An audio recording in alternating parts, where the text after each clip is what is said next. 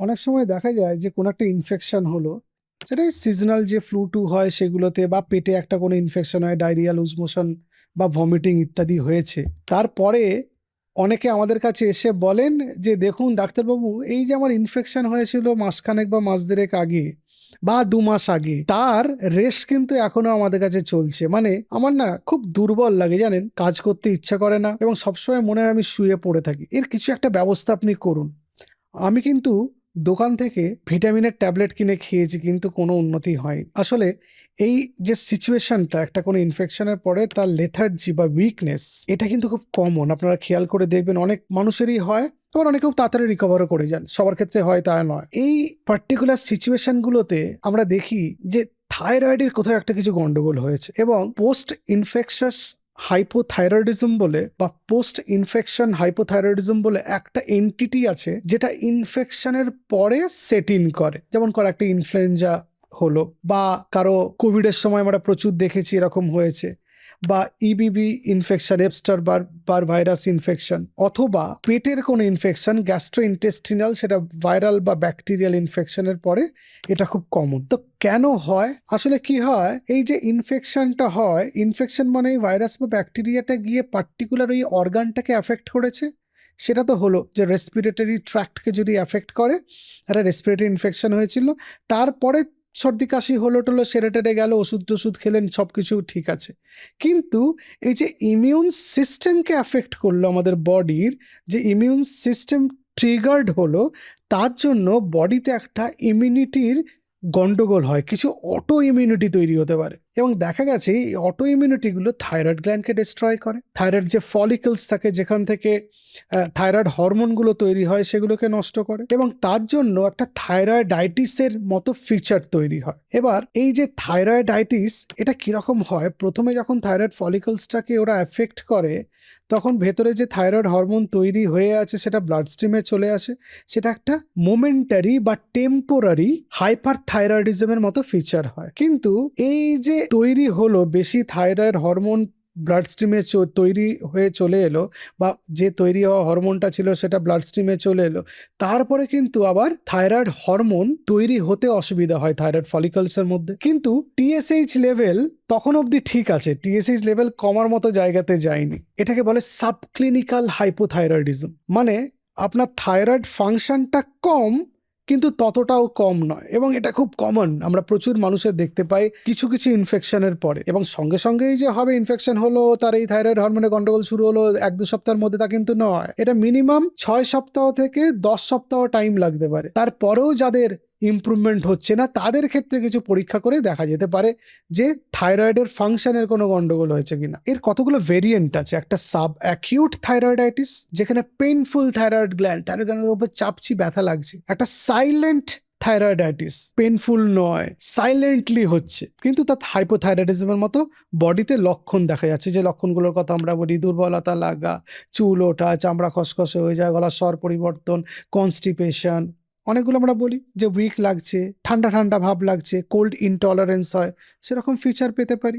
আর এই যে একটু আগে বলছিলাম temporary hyperthyroidism followed by hypothyroidism, সেটাও একটা হতে পারে। সেক্ষেত্রে এই আলাদাভাবে আমাদের বুঝতে হবে সিমটোম্যাটোলজি ব্লাড টেস্টের মাধ্যমে। আর পারসিস্টেন্ট সাবক্লিনিক্যাল হাইপোথাইরয়েডিজম বা হাইপোথাইরয়েডিজমের ফিচার তৈরি হলো, সেটা আবার চলতে থাকছে, তা সে কিন্তু নিজে নিজে আর সারছে না। সুতরাং ইনফেকশনের পরে যদি টিএসএইচ বেশি আসে, আগে 10-এর উপরে থাকলে ওষুধ শুরু করা হতো, এখন 8-এর উপরে থাকলেই ওষুধ শুরু করতে হবে।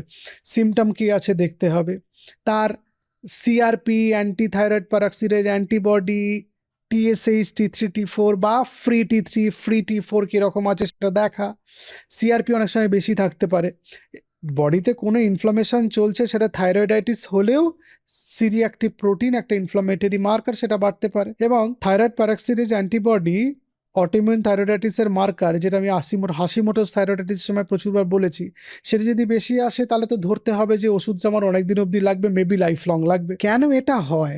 আসলে যখন আমাদের বডিতে একটা ইনফেকশন হয়, তখন একটা ইনফ্লামেশনও চলতে থাকে, কারণ আমাদের ইমিউন সিস্টেম, রোগ প্রতিরোধ ক্ষমতা জন্য বডিতে যে সাইকেল, যে সিস্টেম চলে, যে একটা ভারসাম্য আছে, সেটা অ্যাক্টিভেটেড হয়ে গিয়ে কিছু সাইটোকাইন্স তৈরি হয়। Tumour necrosis factor alpha, interleukin 6 খুব ইম্পর্টেন্ট সাইটোকাইনস এগুলো আমাদের থাইরয়েড গ্ল্যান্ডকে অ্যাফেক্ট করে, এবং থাইরয়েড ফলিকলসকে অ্যাফেক্ট করার পরেই যে সঙ্গে সঙ্গে হাইপোথাইরয়েডিজম তৈরি হয়ে যাবে তা তো নয়।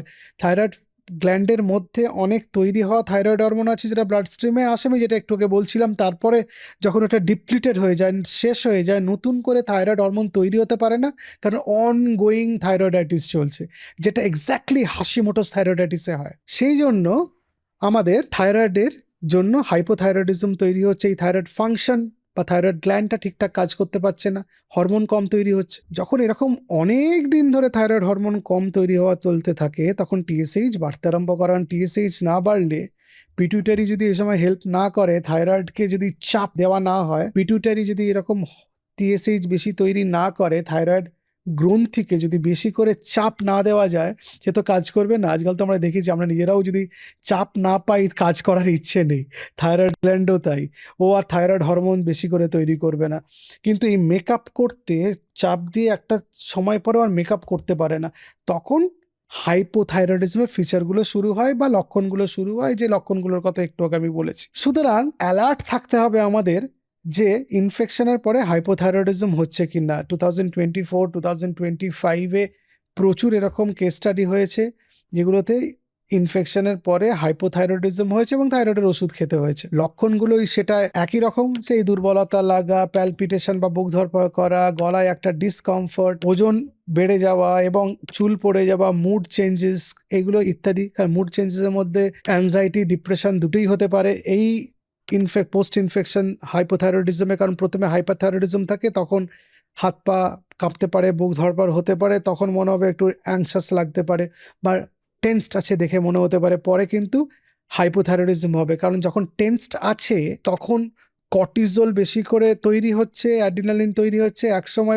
কিছু সময় পরে বা এক সময় এই কর্টিজল লেভেল ফল করবে, কারণ অ্যাড্রিনাল যে গ্ল্যান্ড যেখান থেকে কর্টিজল তৈরি হয়, সেটা কিছুটা ক্লান্ত হয়ে পড়বে, তখন আবার ডিপ্রেশন তৈরি হবে। যখন এই হাইপোথাইরয়েডিজম এই ব্যাপারটা চলতে থাকছে, কিন্তু এমন কোনো লেভেলে পৌঁছয়নি যে আমাদের ওষুধ লাগছে না, তা সত্ত্বেও 3 থেকে 6 মাস পরে আবার থাইরয়েডের পরীক্ষা করার দরকার। কারণ এই জিনিসটা হতে পারে পারসিস্টেন্ট, যেটা আমি বলছিলাম পারসিস্টেন্ট সাবক্লিনিক্যাল হাইপোথাইরয়েডিজম। এটা অনেক পরে, মেবি 6 মাস পরে টিএসএইচ বাড়তে আরম্ভ করতে পারে, তখন হয়তো ওষুধ স্টার্ট করতে হতে পারে। সুতরাং একটা নতুন জিনিস আমরা শিখলাম, জানলাম যে ইনফেকশনের পরে থাইরয়েড ফাংশন কমতে আরম্ভ করে বা হাইপোথাইরয়েডিজম হতে পারে, এবং তার জন্য ওষুধ লাগতে পারে এবং মাঝে মাঝে মনিটরিংয়ের প্রয়োজন হতে পারে। এবং এই থাইরয়েডিজম যেটা হলো, সেটা যদি কারেক্টেড না হয়, আমাদের দুর্বলতা কমবে না। ফলে মুড়ি মুড়ি ভিটামিন খেয়েও লাভ নেই।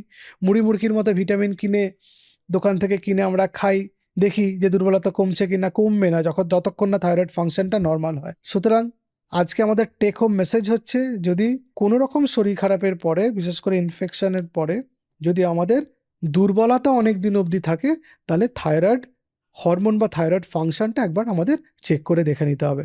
নমস্কার।